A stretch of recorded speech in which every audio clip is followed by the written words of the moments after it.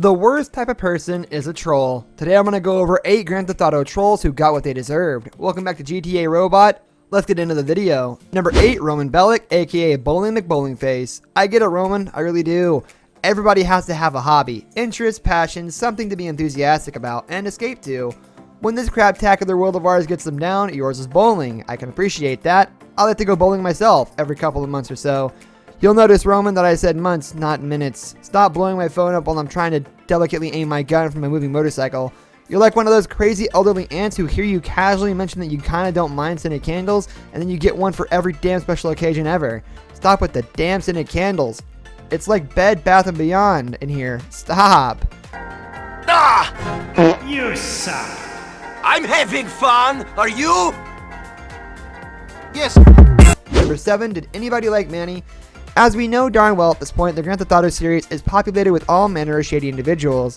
The whole good versus evil, black and white morality thing really doesn't apply here at all. We've got good people committing the worst deeds for the best reasons, and we've got bad people surprising us and doing the right thing out of nowhere. Among this whole smorgasbord of humanity, there is Manny Escuela. He's as much as a gray area as most other characters you'll encounter in the franchise, and he's one of my very least favorite characters for sure. He's egocentric, a self-professed rap god, and he reeks of phoniness. One of those people who put on a great show for PR's sake when there are cameras rolling, constantly begging for his comeuppance, and I was always happy when he got it. Turn that off. Wait, criminals are trying to reform their neighborhood. Hey, please, hold on a second. Hey. Number 6, sure glad that Vlad is dead. In that one Simpsons episode years back, Homer is advising Mr. Burns on how to best apply state his employees. He mentions to the boss that he always runs out of tartar sauce and the cafeteria serves fish sticks. Burns responds as though the greedy guy is a business genius. A happy worker is a busy worker. He muses, a couple of cents worth of tartar sauce could see the workforce's productivity skyrocket.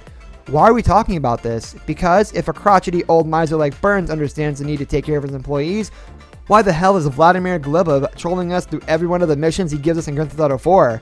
Constant derision and trash talk, that's all the guy was. At least the player got to kill him personally. I mean, I know I'm good looking and everything, but come on. Hey, Mallory! Number 5, Cargo Bob Woes. It's odd to think that Grand Theft Auto 5 originally released 4 years ago. In video game years, Rockstar's magnum opus is actually pretty darn old. Hence all the where is Grand Theft Auto 6 spam. Over those years, times have changed as they will. Like horrendous flares, disco afros, and everything else, fashions and trolling techniques come and go. Back when the game was new, screwing with fellow players in the Cargo Bob was a devious art form. The harmless chopper wasn't very mobile, but the GTA 5 version was able to nav vehicles and carry them away. Seeing your beloved car very slowly float over to the ocean was not a good time. Even so, these things were super easy to take out before it came to that, and you'd have to be AFK for about a month and a half for this to happen. Number 4, trolling the press with honest-to-goodness full frontal. Grand Theft Auto has never been a franchise afraid to stare controversy in the eye. Indeed, Rockstar have been staring into controversy's eyes for so long that controversy is starting to get deeply uncomfortable. You know how it is when you make eye contact with a stranger on public transport and then accidentally meet the same person's eyes another couple times? That's how controversy is starting to feel here.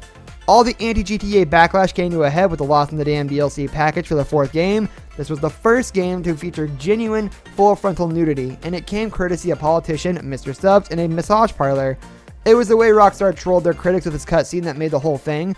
We were presented with a view of the naked man from a range of angles, delicately skirting around it before it was unleashed. Out of here with that. I hate it. Oh, he went flying. How is he alive? Number 3, crash and burn Eddie Pulaski. Now, I'm a simple man. I like my coffee black, my hot sauce darn hot, and my villainous a-holes to be unrepentant villainous a-holes to the end. None of this feeble begging for mercy when the good guy finally catches you business. There aren't a lot of things you can say for San Andreas' Eddie Pulaski, but I guess that's one of them. This corrupt cop revels in his duty of concealing the truth of the crash unit's crimes, and butted heads with protagonist Carl Johnson on several occasions. Even before the events of the game, this guy was asking for it, and was still talking smack about CJ's sister even as his last words. Now that's commitment to the D-bag cause. Yeah, well, them's the breaks, fuck. Any last requests? Yeah. Number 2, remember when Saints Row trolled GTA 5 to the limit? Grand Theft Auto 5's release back in September 2013 was the gaming event of the decade. The hype train has been barreling along full steam ahead. For some time, the tension was almost palpable, the sick days taken on Lunch Day Mini. Spare a thought, though, for the other sorry sandbox titles around at that time. These poor souls had to try and continue existing in the wake of the arrival of GTA 5. How can you even do that? In Central 4's case, with a lot of snark. Taking advantage of all the Los Santos City hype on release day, the Sanctuary team dropped the DLC for the 4th game. It allowed you to play as Johnny Gat, and so the snarky hashtag GatV was born. And that's what you get for stealing the limelight. The latest Call of Duty at the time was all about the dubstep. I really do like the idea of this gun though. It was just so Number 1, when there's actually a troll under the bridge. And so we've arrived at the end of the countdown. We've seen all sorts of unsavory Grand Theft Auto happenings, from players trolling and griefing their fellow players to NPCs screwing with everybody. Let's end things on a lighter note. There are Billy Goat's gruff-esque trolls looking under the bridge in GTA Vice City.